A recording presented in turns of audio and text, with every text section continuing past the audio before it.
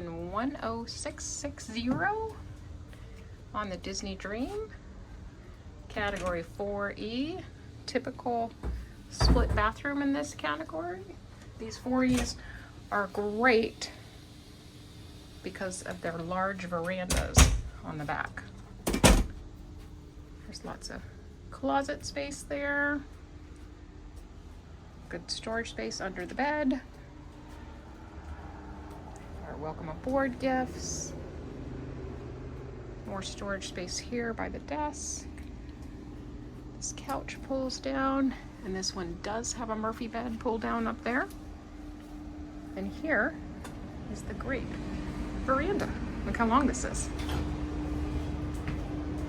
Nice view of Fort Lauderdale off the back of the ship.